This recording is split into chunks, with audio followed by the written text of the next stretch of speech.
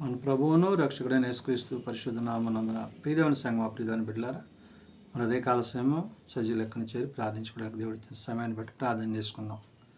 ప్రేమగల తండ్రి, దయగల ప్రభువా, నీ బంగారు పాదాలకు లెక్కలేని వందనాలు, స్తుతులు, స్తోత్రములు. గతించిన రాత్రి అంతా రేఖల చోటను కాచి కాపాడి సంరక్షించిందేవా, మరి ఉదయకాల సమయం సజీవ లెక్కను చేరి ప్రార్థించుండగా వాక్యమైన దేవుడు వాక్యం ద్వారా నాతో మాతో మాట్లాడి మీరే మేము గంతా ప్రభావాలు పొందమని యేసునామమున అడుగుచున్నాం తండ్రి, ఆమె.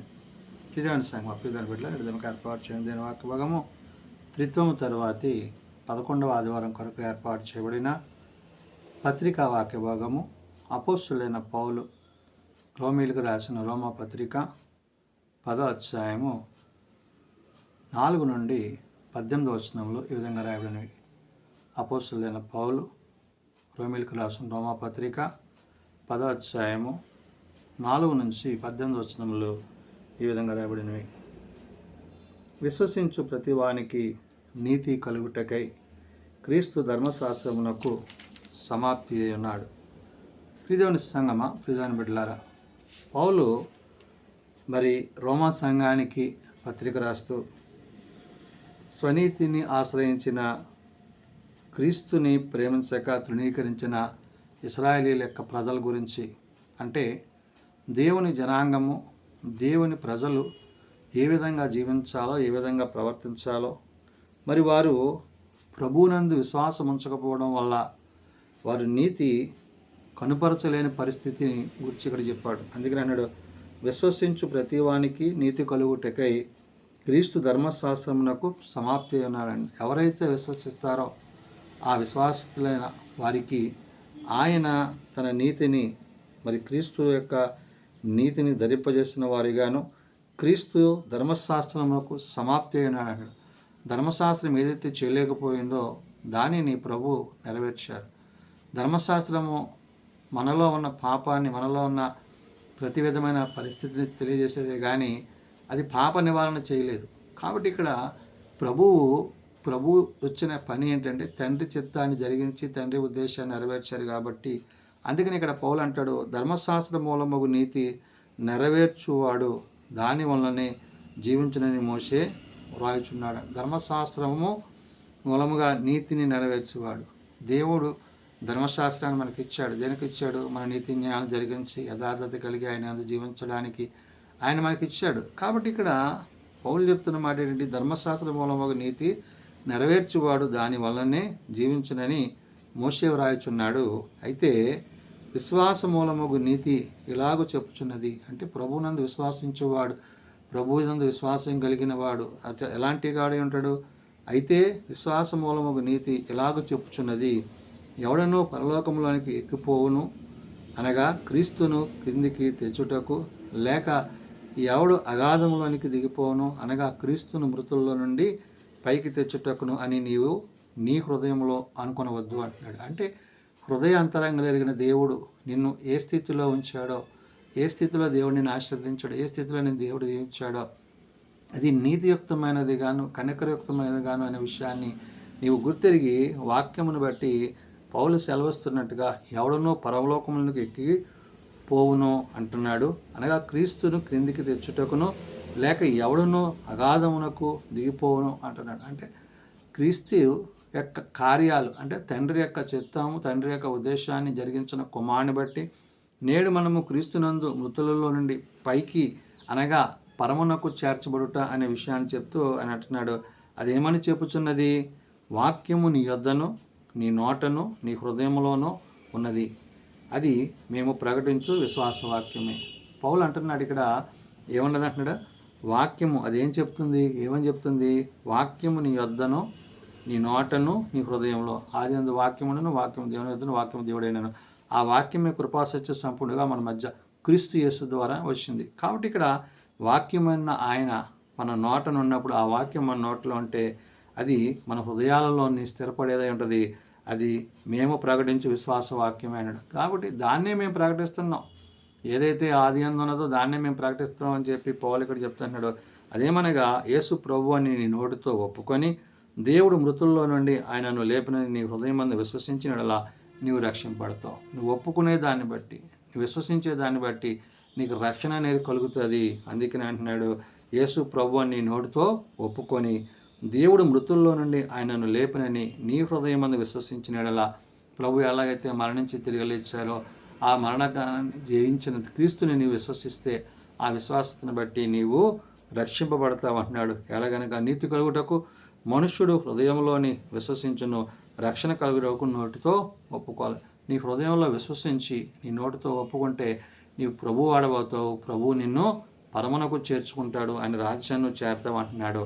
ఏమనగా ఆయన యందు విశ్వాసం ఉంచి వాడు ఎవడను సిగ్గుపడనక్కర్లేదు అడగ లేకుండా చెప్పుచున్నాడు. అంటే ఎవడు కూడా మరి ప్రభు విషయంలో అభ్యంతరపడాల్సిన పని లేదు. ఎందుకని ఆయన మనందరి పాపాలను తొలగించి మనల్ని నీతిమంతులుగా చేసి రక్షణ కార్యం జరిగించారు కాబట్టి పౌలు అంటున్నాడు, ఎలాగనగా నీతి కలుగునట్లు మనుష్యుల హృదయంలో విశ్వాసం ఉంచుటకు రక్షణ కలుగుటకు నోటితో ఒప్పుకున్న విధానాన్ని బట్టి ఏమనగా ఆయన యందు విశ్వాసం ఉంచు వాడెవడను సిగ్గుపడలని లేఖనము చెప్పుచున్నది. కాబట్టి ఇక్కడ ప్రభువును అంగీకరించుట విశ్వసించుట అనేది నీకు నిత్యత్వాన్ని నడిపించేది అయినది, నిత్యరాజ్యాన్ని నడిపించేది.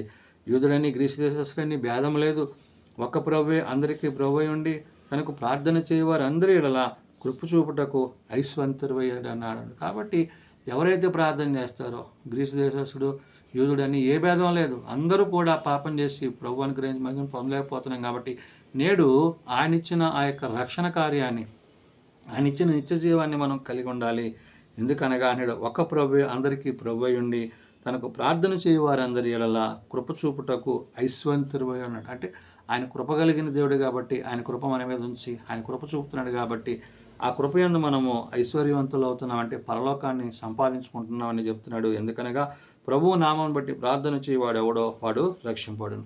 ఎవరైతే ప్రభు నామాన్ని బట్టి ప్రార్థన చేస్తారో, ఎవరైతే ప్రభు నామాన్ని బోధిస్తున్నారో, ఎవరైతే ప్రభు నామాన్ని విశ్వసిస్తున్నారో, తమ హృదయాల్లో చేర్చుకుంటున్నారో వారందరూ కూడా రక్షింపబడతారు అనే మాటలను ఇక్కడ పౌలు ఆనాడు రోమ సంఘానికి నేడు సార్వత్రిక సంఘానికి చెప్తున్నాడు. అంత మాత్రమే కాదు, వారు విశ్వసింపని వానికి ఎట్లు ప్రార్థన చేయుదురు, వినని వారిని ఎట్లు విశ్వసించుదురు, ప్రకటించువాడు లేకుండా వారు ఎట్లు ఎందుకంటే ఒకవేళ నీ విశ్వాస జీవితంలో నీ ప్రార్థనా జీవితంలో కొన్ని విషయాలను ఇక్కడ పౌలు చెప్తున్నాడు. ఏమన్నాడు, వారు విశ్వసింపని వారిని ఎట్లు విశ్వసించినాడు ఎలా ప్రార్థన చేస్తాడు, విశ్వాసం లేదు కాబట్టి చేదురు, వినని వాడు ఎట్లు విశ్వసించుదురు, ఆడు వాక్యం వినకుండా ఎలా విశ్వసిస్తాడో అంటాడు. అంటే ప్రకటించేవాడు లేకపోవడం వారు ఎట్లు విందుడు. కాబట్టి ప్రకటించేవాడు ఉండాలి, అది ప్రకటింపబడాలి, వాడిని వినాలి, విశ్వసించాలి, ప్రార్థన చేయాలి, అప్పుడు వాడు విశ్వాసంలో కట్టబడతాడు. కాబట్టి పౌలు అంటున్నాడు, ప్రకటించువారు పంపబడని ఎడల ఎట్లు ప్రకటించుదురు, ఎందు విషయమే ఉత్తమమైన వాటిని గుర్చి సువార్త ప్రకటించు వారి పాదములు ఎంతో సుందరమైనవని రాయబడింది. కాబట్టి ప్రభు చేత ప్రభు ద్వారా పంపబడి ఆ వాక్యము విత్తబడి ఆ వాక్యం బలపరచబడి ఆ వాక్యంలో కట్టబడి ఎవరైతే ఉంటారో వారందరూ కూడా ప్రభువారై ఉంటారు. కాబట్టి వారి పాదములు ఉత్తమమైనవి అంటున్నాడు, వారి పాదములు సుందరమైనవి అంటున్నాడు. అయినను అందరూ సువార్తకు లోబడలేదు. ప్రభువా, మేము తెలియజేసిన సమాచారము ఎవడు నమ్మినని అని యెషయా చెప్తున్నాడు కదా. కాబట్టి ఇక్కడ యెషయాతో దేవుడు చెప్పిన మాటలు యెషయా ప్రవచించినప్పుడు వారు వినలేదు. అందుకని యెషయా గ్రంథం 53వ అధ్యాయంలో మనం చూసినట్లయితే అక్కడ ఉంటుంది, మేము తెలియజేసిన సమాచారం ఎవడు నమ్మాను, యెహోవా బాహువు ఎవడును బయలుపరచబడను అంటున్నాడు. అంటే వినలేదు, విశ్వసించలేదు. కాబట్టి విననల్లకపోవటం వల్ల వారు ఆ యొక్క రక్షణను పోగొట్టుకున్నారనే విషయాన్ని ఇక్కడ పౌలు గుర్తు చేశారు. అందుకని అయినను అందరూ సువార్తకు లోబడలేదు. ప్రభువా, మేము తెలియజేసిన సమాచారం ఎవడు నమ్మనని యెషయా చెప్తున్నాడు కదా అంటూ ప్రవక్త అయిన యెషయాను పౌలు గుర్తు చేశాడు. కాగా వినుట వలన విశ్వాసము కలుగును, వినుట క్రీస్తు గురించిన మాట వలన కలుగును. ఏది వినాలి, ఏది విశ్వసించాలంటే ప్రభువును కూర్చుని విన్నప్పుడు, ప్రభువును గురించి విశ్వసించినప్పుడు అది నిన్ను విశ్వాసనిగా ప్రార్థనలో ఆత్మీయంగా హృదయంలో నోటినందు హృదయమందు అది నింపి బలపరిచేదైనది.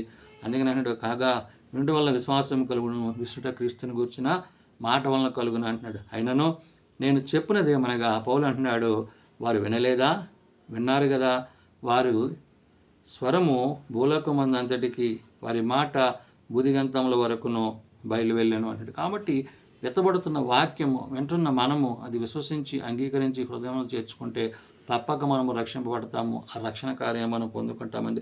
క్రీస్తుని గూర్చి వినిన వారికి సువార్త ప్రకటించుటలో ఆ విన్న వార్త వారి యొక్క విశ్వాసాన్ని, అంటే ఎవరైతే తమ నోటితో ఒప్పుకుంటున్నారో, ఎవరైతే తమ అంగీకరించుకుంటున్నారో, ఎవరైతే చేర్చుకుంటున్నారో వారు రక్షింపబడతారు. ఆ రక్షింపబడ్డ వారు నిత్యరాజ్యాన్ని పొందుకుంటారని భక్తుడైన పౌలు ఆనాడు రోమా సంఘానికి, నేడు సార్వత్రిక సంఘానికి తెలియజేసిన మాటలు. ప్రార్థన చేసుకుందాం. ప్రేమ నమ్మకం కలిగిన మా తండ్రి, కృప కలిగిన దేవా, నిజమైన ఆయన, నీ అందు విశ్వాసం కలిగి, నీ అందు నమ్మిక కలిగి, నీ ప్రేమ యందు, నీ వాక్యమందు, నీ ఉపదేశములందును నాయన నీవు మాకు అనుగ్రహించిన ప్రతి విధమైన ఈవులను బట్టి మేము నీ యందు జీవించుటకు సహాయం దయచేయండి.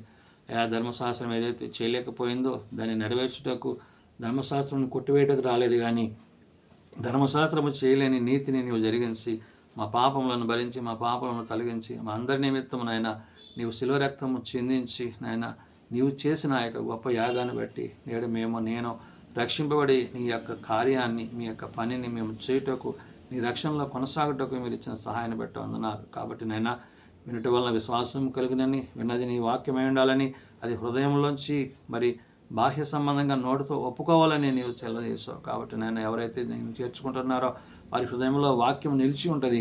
నిలిచి ఉన్న వారు తమ హృదయాలలో చేర్చుకున్న వాక్యాన్ని బట్టి, వారు విశ్వసించిన దాన్ని బట్టి ఒప్పుకుంటున్నారు. కాబట్టి నాయన నేడు ఇంకా ఎవరైతే అంగీకరించక తమ హృదయాలను కఠినపరుచుకుంటున్నారో అట్టి వారు మనసు కలిగి, పాపక్షమాపణ కలిగి, నిన్ను బట్టి, నీ మాటను బట్టి విశ్వసించి నీలో జీవించగలిగిన కృప దయచేయమని, దినదీవులతో నింపమని, మీరు అక్కడికి మమ్మల్ని సిద్ధపరచమని యేసునామమున అడుగుచున్నాము తండ్రి.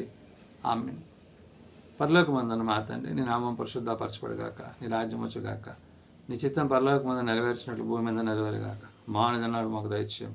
మరి అపరాధం చేసిన వారిని మేము క్షమించిన ప్రకారం అపరాధములను క్షమించు. శోధనలో ఏకాదశులను తప్పించు. రాజ్యము, శక్తి, మహిమ నిరంతరము నీవేనవు తండ్రి. ఆమేన్. మన పరమతైన దేవుని ప్రేమ, ప్రభువైన యేసుక్రీస్తు కృప, ఆదరణకర్త అయిన పరిశుద్ధాత్మ సహాయము సదా తోడేండి సంరక్షించునుగాక. ఆమేన్.